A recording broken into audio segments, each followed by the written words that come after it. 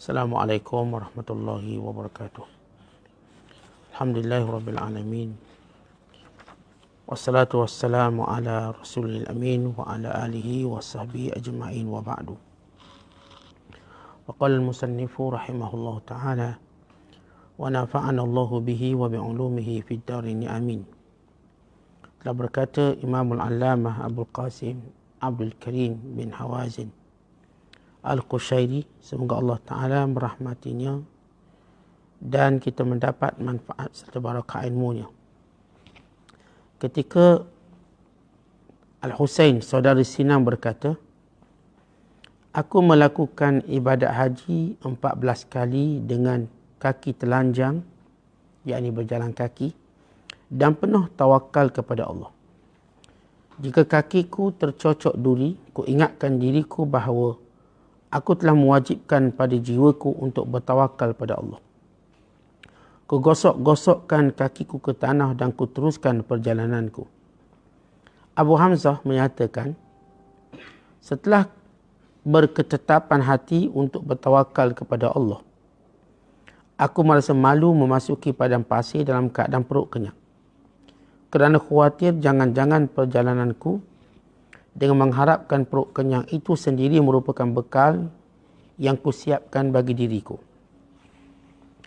Ketika Hamadun ditanya tentang tawakal kepada Allah, dia menjawab, tawakal adalah darjat yang belum kucapai. Dan bagaimana seorang yang belum menyempurnakan keadaan imannya berbicara tentang tawakal? Dikatakan, orang yang bertawakal kepada Allah adalah seperti seorang bayi. Dia tidak tahu tempat lain di mana dia harus berlindung kecuali dada ibunya. Seperti itulah keadaan orang yang bertawakal kepada Allah. Dia dibimbing hanya kepada Allah Ta'ala. Salah seorang sufi menuturkan, aku sedang berada di padang pasir dan berjalan di depan sebuah kafilah. Aku melihat seseorang di depanku, lalu aku bergegas menyusulnya. Ternyata dia adalah seorang wanita yang memegang tongkat dan berjalan lambat-lambat. Kerana ku fikir dia seorang yang lemah, maka ku selut sakuku, ku keluarkan wang 20 dirham dan ku katakan kepadanya, ambillah ini, tunggulah sampai kafilah di belakang menyusulmu dan sewalah seekor unta dengan wang ini. Tetapi wanita itu hanya mengangkat tangannya ke udara dan tiba-tiba di tangannya sudah tergenggam wang-wang dinar. Katanya, engkau mengambil dirham dari poket bajumu, tetapi aku mengambil dinar dari yang gaib. Abu Sulaiman Ad-Darani melihat seorang laki-laki di Mekah yang tidak makan apa pun selain air Zam-Zam.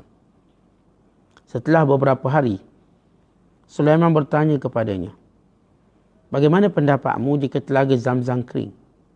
Apa yang kau akan minum? Orang itu berdiri, mencium kening Sulaiman dan berkata, semoga Allah membalas kebaikanmu sebanyak engkau telah memberi petunjuk kepadaku. Sebab sungguh aku telah menyembah Zam-Zam selama beberapa hari ini. Kemudian dia terus berjalan. Ibrahim Al-Khawas menceritakan, aku melihat seorang lelaki muda di jalan yang menuju ke Syam. Perilaku lahiriahnya sangat menawang hati. Dia bertanya kepadaku, apakah anda ingin ditemani dalam perjalanan? Aku menjawab, tapi saya tidak punya makanan. Dia berkata, jika anda lapar, saya juga akan berlapar bersama anda. Maka kami pun berjalan bersama-sama selama 4 hari. Kemudian sesuatu dihadiahkan orang kepada kami. Dan saya mengajaknya makan. Mari kita makan. Dia berkata, saya telah bertekad untuk tidak menerima apa-apa pun melalui seorang perantaraan. Maka saya berkata, wahai anak muda, betapa ketatnya anda berlaku kepada diri anda sendiri. Dia mencela, wahai Ibrahim, janganlah engkau memujiku. Sebab dia yang membuat perhitungan melihat kita. Apa yang kau ketahui tentang tawakal? Lalu dia menyatakan, permulaan tawakal adalah bahawa jika engkau merasakan suatu keperluan, engkau tidak menginginkan sesuatu pun selain dia. yang memiliki segala kecukupan.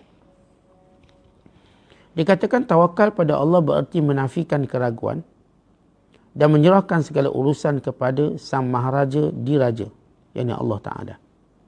Dikatakan juga sekelompok orang datang kepada Junaid dan bertanya, "Ke manakah kita harus mencari rezeki?" Dia menjawab, "Jika kamu semua tahu, pergi dan carilah di sana." Mereka berkata, "Tetapi kami memang meminta kepada Allah Ta'ala."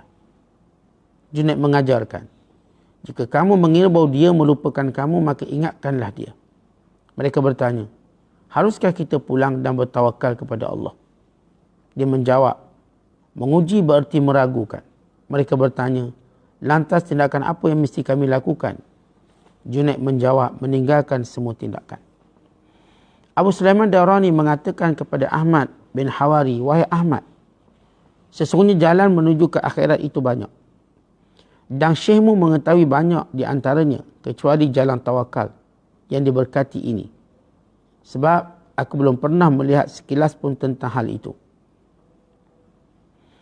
Dikatakan tawakal adalah mengharapkan apa yang ada di tangan Allah Ta'ala dan berputus asa dari apa yang ada di tangan manusia.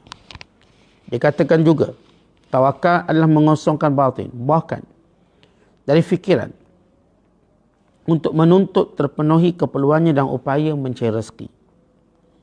Al-Haris Al-Muhasibi, semoga Allah merahmatinya, ditanya tentang orang yang bertawakal.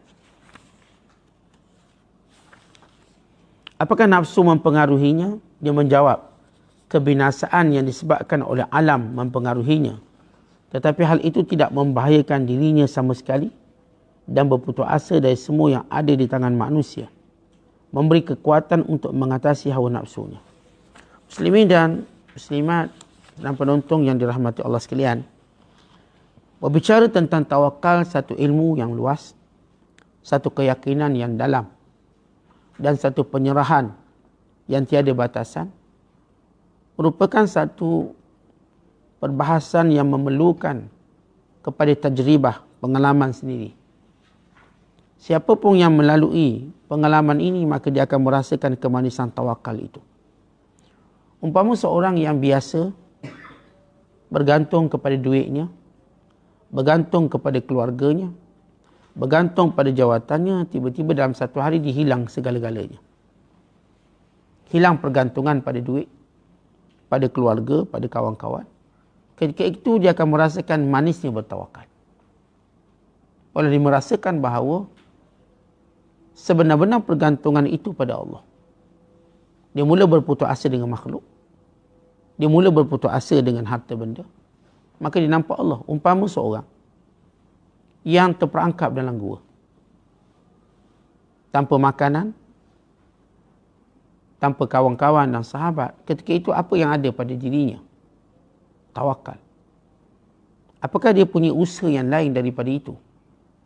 Kerana kalau dia menjerit, suaranya terkepung dalam gua. Untuk menolak batu yang menutup pintu gua tidak mungkin. Ketika itu dia akan rasa kekuatan tawakal. Umpama seorang yang tercampak di lautan luas dan dia tidak tahu di mana daratan dan dia tidak punya kemampuan apa-apa, maka bagaimana tawakalnya ketika itu?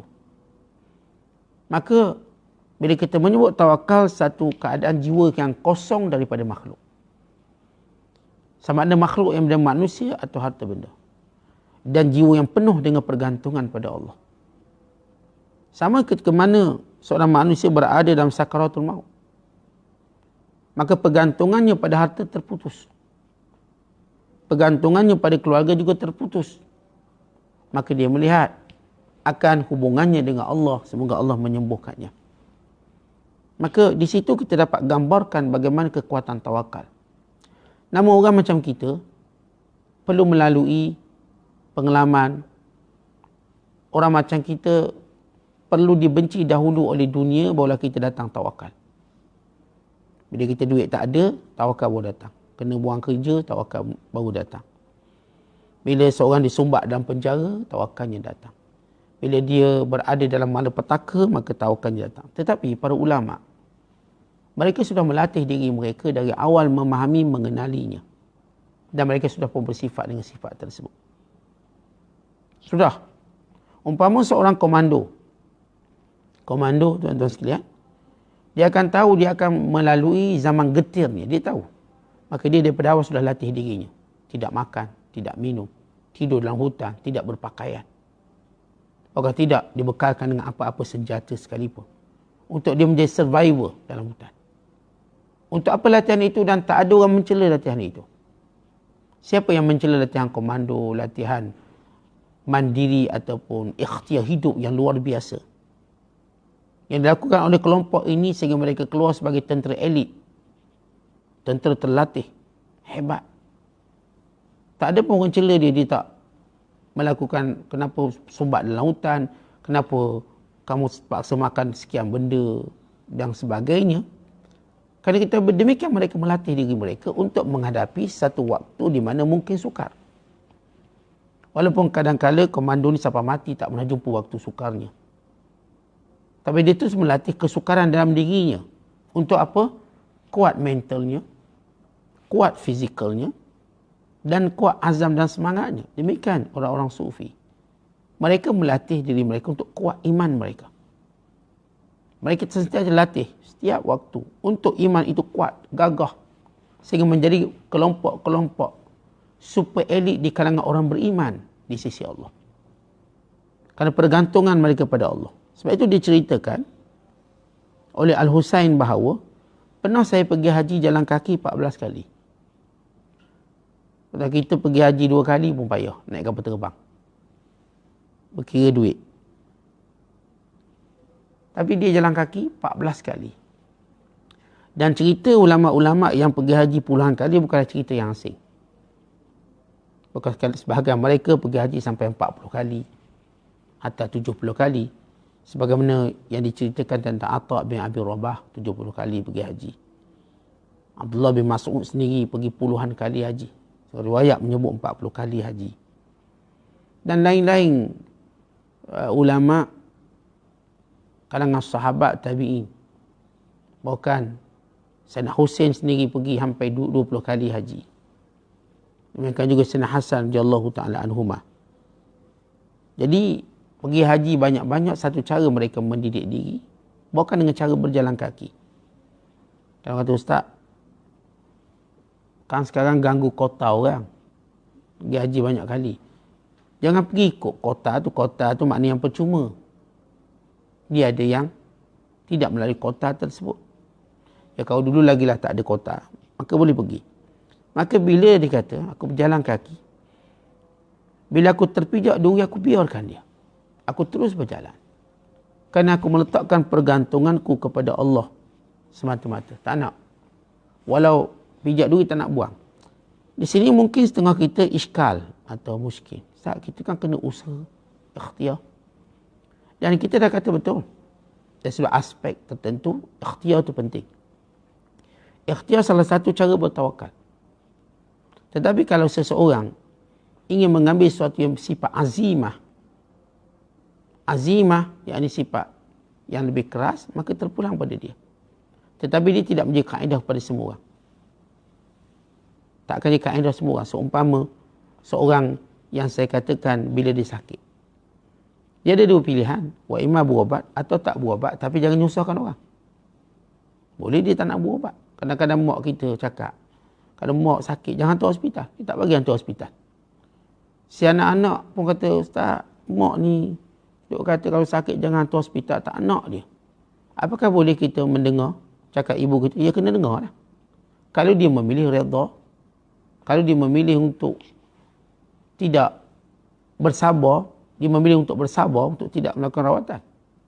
Sebab itu di sana ada perbahasan tentang hal tersebut. Dan demikian juga diceritakan oleh Abu Hamzah. Aku nak belajar tawakal. Tapi aku tidak mahu memasuki padang pasir dan perjalanan tawakal aku dengan keadaan perut kenyang. Sebab nanti aku dah mengingat bertawakal pada kekenyanganku. Biar benar-benar kerana Allah Ta'ala. Jadi tuan-tuan saya bila saya sebut ini satu latihan tawakal. Kesungguhan dan tawakal. Benda yang sama saya relatekan dengan latihan-latihan komando dan sebagainya. Tak ada orang cela. Mereka pergi ke hutan tanpa kasut. Tanpa pakaian. Bukan cuma dibekalkan dengan pisau je. Kadang-kadang pisau pun tak ada. Bukan benda tu dikagumi oleh semua manusia. Dikagumi. Sehingga ada rancangan-rancangan survivor yang dikagumi oleh dunia. Kerana ikhtiar hidup yang luar biasa. Mancis tak bawa, hidupkan api secara semula jadi. Tetapi, kita cuma kagum kelompok-kelompok yang cuba nak dapat hadiah daripada latihan keras ini. Manakala kelompok golongan sufi ini, mereka nak dapat keredaan Allah. Supaya hati mereka ini dengan Allah. Tuan-tuan, kalau kita lihat hidup kita, betapa kita banyak bergantung kepada makhluk. Sebab tu kita terhina di hadapan makhluk. Gantung banyak. Gantung pada orang tu, orang ni. Kalau tak dapat, maka kita seperti dah nampak gelap dunia. Seorang isteri terlalu bergantung pada suami. Suami mati, dia pun kata dia nak mati juga. Seorang terlalu bergantung pada sahabatnya. Bila sahabatnya pergi, dia pun tak reti nak buat apa. Yang paling bahaya bila pergantungan kita dalam hal agama kita. Kita bergantung sangat dengan Tok Guru tu. Tok Guru tu mati, kita pun dah tak nak belajar. Habis. Stop belajar. Atau kita bergantung kepada kelompok yang membantu kita dalam beragama. Sebab dulu arwah suami kita ada, rajinlah ke surau dengan kuliah. Suami dah mati, tak pergi sampai sudah. Maka ini golongan-golongan yang kurang tawakalnya. Sebab bila kita sebut tawakal, supaya tidak ada orang yang boleh mengurangkan agama kita dalam apa situasi pun. Kalau jiwa tawakal maknanya, saya tak pernah dipengaruhi agama saya oleh apa pun sekeliling saya. Isteri saya ada ke, suami saya ada ke, anak saya ada. Saya tetap orang yang jaga agama. Baca Quran macam biasa dan lain-lain. Sebab itu penting jiwa tawakal ini. Kata Ahmadun, bila orang tanya dia apa itu tawakal, dia kata tawakal. Tak mungkin aku capai kesempurnaan, tak mungkin. Jadi tuan-tuan, tawakal ni barangkali sekuat mana pun kita tawakal, cuma berada di tepi-tepi. Kita umpama cuma mengair di tepi pantai, tidak mungkin kita mengair di tengah laut. Maka apa yang kita dapat? Ikan-ikan kecil. Sedangkan yang besar-besar tu tengah laut. Tawakal kita, tuan-tuan, dia ada darjat. Kebanyakan kita cuma tawakal di gigi-gigi air kehidupan. Tidak sampai ke puncak dan kemuncaknya. Namun, Allah Ta'ala yang Maha Penyayang nak menyampaikan kita pada nilai tawakal lebih tinggi. Akhirnya Allah timpakan sakit. Dan Allah jadikan sakit itu tak ada obat. Supaya apa? Tawakal kita kuat. Akhirnya Allah jadikan kita ni susah. Walaupun kita menggunakan teori yang sama untuk mencari duit, tiba tak dapat. Supaya tawakal kita kuat. Orang mengair, dan mengair lubuk ikan dapat ikan. Tiba hari yang sama mengair tak dapat ikan. Jorang yang sama, pancing yang sama, bok yang sama, tekong yang sama. Di lubuk yang sama dia tak dapat. Hasil yang sama. Supaya pergantungannya pada Allah. Tiba balik rumah, mengair je tepi rumah tu, banyak pula ikan. Tentang kenapa dijadikan begitu? Supaya tawakal kita kuat. Bukan kenapa Allah menghijab laut daripada hidupan-hidupan dan rezekinya. Supaya ketika mana seorang masukkan pukatnya atau ikannya, tawakallah pada Allah. Kita kan kalau ke laut, tuan-tuan, tak nampak apa pun bawah tu.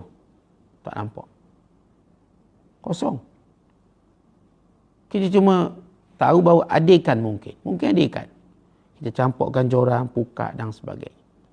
Allah jadikan terhijab ini supaya apa dalam hati kita? Biar nampak Allah dahulu sebelum kita nampak rezeki kita. Allah sengaja tak tunjukkan rezeki itu. Supaya kita nampak Allah, kemudian daripada Allah kita nampak rezeki kita.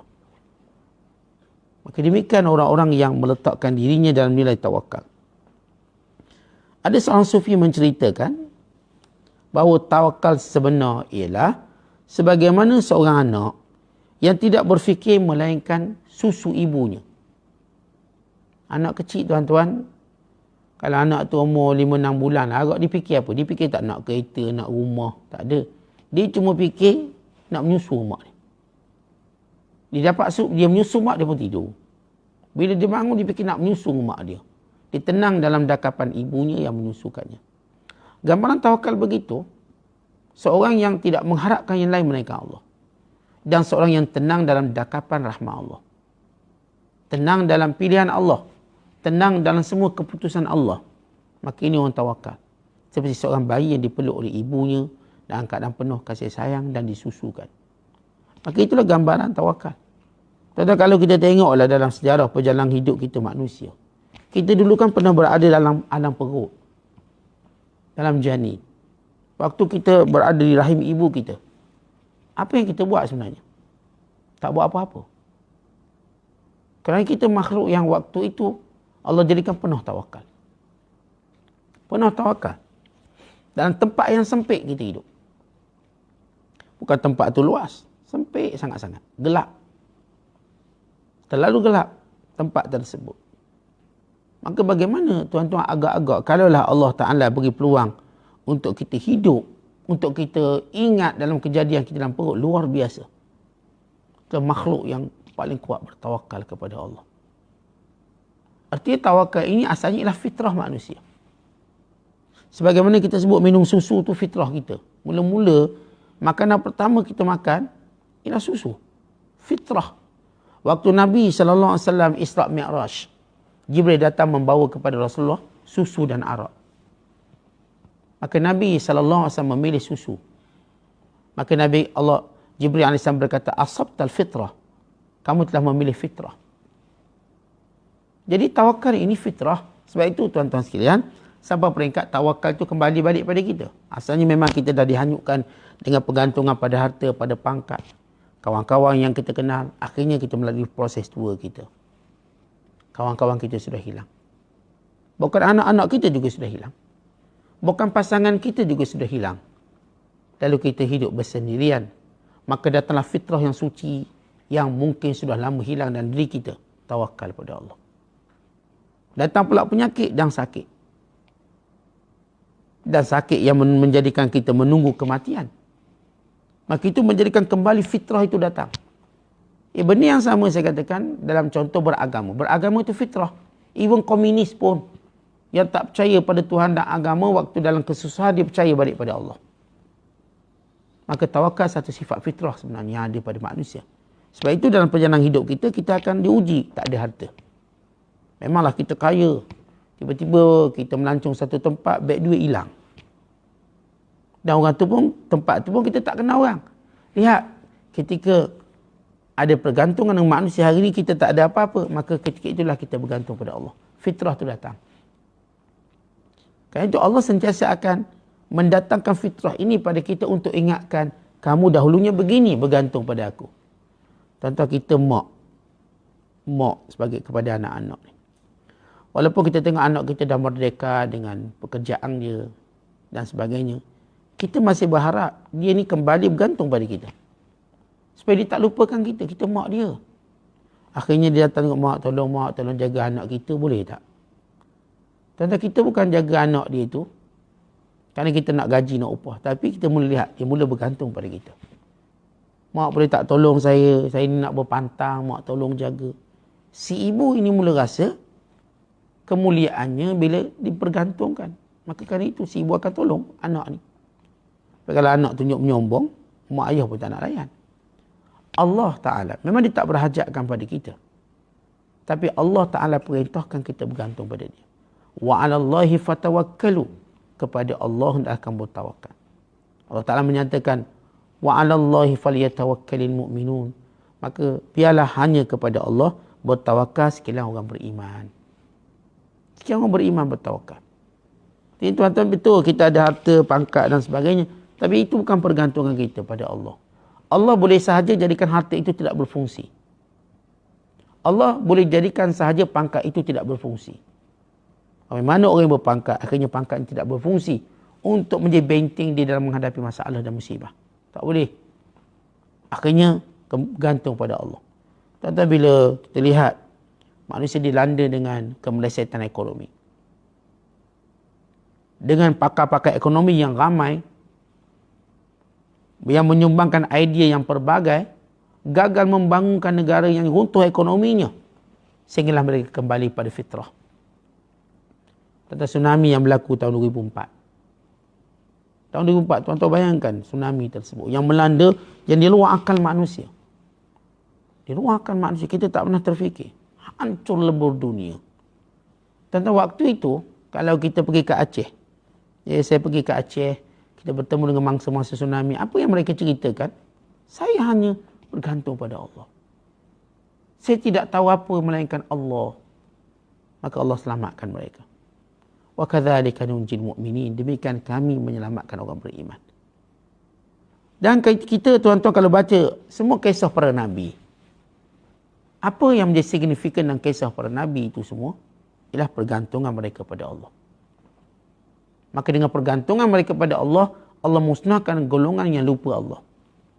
Dan Allah selamat orang-orang yang cuma bergantung kepada Allah Ta'ala. Satu cerita yang menarik. Kata seorang sufi, ada satu ketika aku berjalan di padang pasir. Aku berjalan, tiba-tiba aku nampak ada seorang. Di depan aku ni ada seorang perempuan, nampak. Aku tengok ni ada satu bentuk manusia. Pergi kejar kat dia, perempuan sedang jalan tongkat lambat-lambat. Aku kesian dia, jauh jalan ni. Kafilah aku dah nak bergerak. Lalu, lelaki ni pun seluk poket, ambil duit 20 dirham. Acik ambil duit ni. Nanti kalau kafilah datang yang belakang, cara orang dulu tuan-tuan, dia tumpang kenderaan dan bayar sewa. Kadang-kadang kita kan kalau tak ada kenderaan, kita panggil itu, kita tahan kenderaan lain. Tahan kenderaan untuk tumpang. Mungkin kita sewa. Maka bila orang ni seluk poket, bagi duit 20 dirham. Wanita ni tak cakap apa-apa, dia pun angkat tangan dia ke atas macam ni. Ambil. Dan tiba-tiba tangannya penuh dengan dinar. Lalu dia kata, kamu seluk poket, seluk duit dari poket. Aku ambil duit direct dari Allah. Maksudnya apa tuan-tuan? Pergantungan rezekiku pada Allah, bukan pada perantaraan manusia. Dan benar kata Allah, wa may yattaqillah yaj'al lahu makhraja wa yarzuqhu min haitsu la yahtasib. Siapa yang bertawakal pada Allah, maka Allah jadikan baginya jalan keluar dan beri rezeki tanpa disangka. Rezeki itu tanpa disangka. Pernah seorang ulama, dia setiap kali dia mengajar, dia dapatlah duit kuliah dia, ulama ni.